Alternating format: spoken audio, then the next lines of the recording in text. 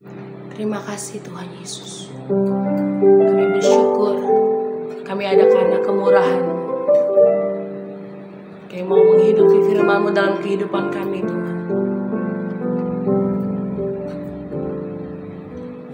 Ku rindu setiap waktu hidupi kebenaran-Mu, bukan dengan kuatku, namun karena Roh-Mu. Yesus, Kau yang ku pegang teguh. Engkaulah Raja kami, Engkaulah Tuhan, Engkaulah Raja. Berdaulat atas hidupku, ku berserah penuh. Kami rindu menghidupi firman-Mu dalam kehidupan kami Tuhan. Ku rindu setiap hidupi ya Tuhan Yesus kebenaran-Mu dalam kehidupan kami, bukan karena kuat dan gagah kami Tuhan. Itu semua karena anugerah-Mu Yesus. Amin.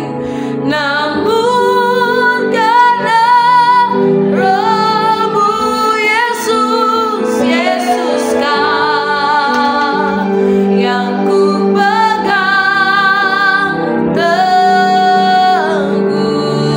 Engkaulah Tuhan dan Rajaku, Engkaulah Tuhan, Engkaulah Raja. Berdaulat atas hidupku, ku berserah. Sekali lagi kita katakan, Engkaulah Tuhan, Engkaulah Raja kami Tuhan, Engkaulah Raja. Berdaulat atas hidup, berdaulat atas hidupku, berdaulat atas hidupku, ku berserah penuh. Kami berserah penuh dalam tangan kasih-Mu ya Tuhan. Kami memerlukan Engkau, kami memerlukan Roh-Mu untuk kami boleh menghidupi firman-Mu setiap hari. Hari ini kami mau belajar ya Tuhan, merenungkan firman-Mu. Tuhan ajar kami mengerti. Dalam nama Tuhan Yesus kami berdoa dan mengucap syukur, haleluya. Amin. Shalom Bapak Ibu Saudara-saudari, kita berjumpa lagi dalam perenungan intim dengan Allah. Pada hari ini, hari Minggu tanggal 10 November 2024, kita akan mendengarkan dan merenungkan sebagian daripada firman Tuhan yang bertemakan kepemimpinan Musa. Pada perenungan hari ini yang berfokus di dalam Kisah Para Rasul 7 ayat 35 dan Bilangan 12 ayat yang ketiga. Saya akan membacakannya dalam Kisah Para Rasul 7 ayat 35. Demikian firman Tuhan. Musa ini yang telah mereka tolak dengan mengatakan, "Siapakah yang mengangkat engkau menjadi pemimpin dan hakim?" Musa ini juga telah diutus oleh Allah sebagai pemimpin dan penyelamat oleh malaikat yang telah menampakkan diri kepadanya di semak duri itu. Lalu di dalam Bilangan 12 ayat 3 demikian firman Tuhan, "Adapun Musa, ialah seorang yang sangat lembut hatinya, lebih dari setiap manusia yang di atas muka bumi. Kepemimpinan Musa dalam Alkitab memberikan teladan yang luar biasa tentang ketaatan, kesabaran, dan keteguhan iman dalam menghadapi tantangan. Kepemimpinan Musa adalah contoh bahwa menjadi pemimpin berarti menjadi pelayan, bukan hanya berkuasa. Dia adalah pemimpin yang setia kepada Tuhan, berkorban demi umat, dan bersedia dipimpin oleh Tuhan dalam segala hal. Dengan meneladani Musa, kita bisa belajar bahwa kepemimpinan yang sejati bukan hanya soal kemampuan, tetapi tentang keberanian, kerendahan hati, dan kesetiaan pada Tuhan. Musa mengalami penolakan dari bangsa Israel saat ia pertama kali mencoba membela mereka di Mesir, di dalam Kisah Para Rasul 7 ayat 27. Penolakan ini menunjukkan bahwa panggilan kepemimpinan seringkali tidak langsung diterima, bahkan oleh orang-orang yang dilayani. Bagi seorang pemimpin, ini adalah pembelajaran penting tentang ketekunan dan kesabaran. Musa tidak menyerah meskipun ditolak, tetapi tetap menjalankan tugasnya ketika akhirnya dipanggil oleh Tuhan. Musa tidak mengangkat dirinya sendiri sebagai pemimpin, tetapi diutus oleh Allah. Kepemimpinan sejati berasal dari panggilan Tuhan, bukan ambisi pribadi. Tuhan menggunakan Musa meskipun ia merasa tidak layak dan ragu atas kemampuannya. Dalam kepemimpinan, kita diajak untuk mengandalkan kekuatan dan panggilan Tuhan, serta percaya bahwa Dia akan menyertai kita dalam perjalanan tersebut. Di dalam Bilangan 12 ayat 3, Musa digambarkan sebagai orang yang sangat lembut hatinya, lebih dari setiap manusia yang di atas muka bumi. Karakter Musa yang lembut dan rendah hati menunjukkan ciri pemimpin yang sejati dalam pandangan Tuhan.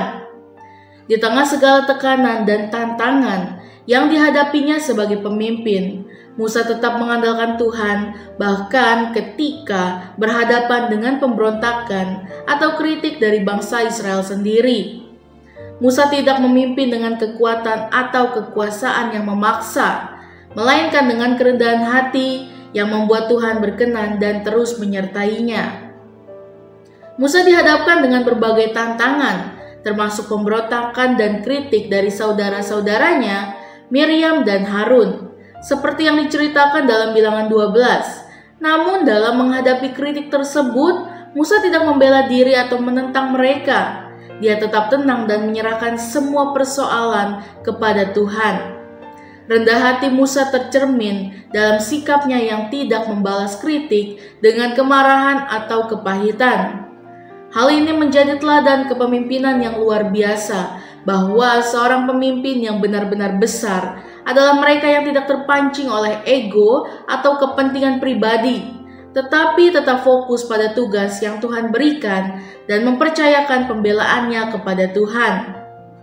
Rendah hati dalam kepemimpinan seperti Musa mengajarkan beberapa hal penting. Yang pertama, menjadi lembut dalam menghadapi kritikan. Seorang pemimpin tidak perlu selalu membela diri ketika dikritik, tetapi bisa menanggapi dengan kerendahan hati dan hati yang tenang. Lalu yang kedua, mengandalkan Tuhan.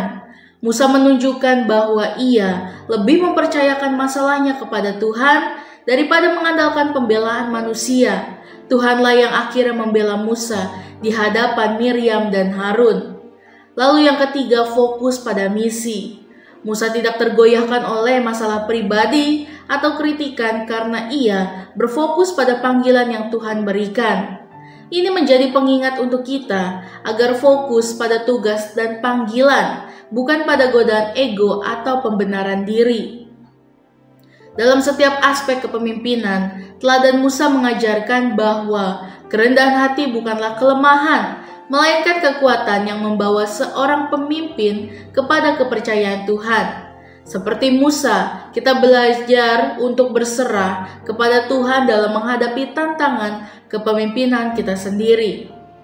Refleksi kita pada hari ini, kepemimpinan yang berkenan di hadapan Tuhan tidak berfokus pada ambisi pribadi atau kekuasaan, tetapi pada kerendahan hati, ketergantungan kepada Tuhan, dan kasih yang tulus terhadap orang-orang yang memimpin.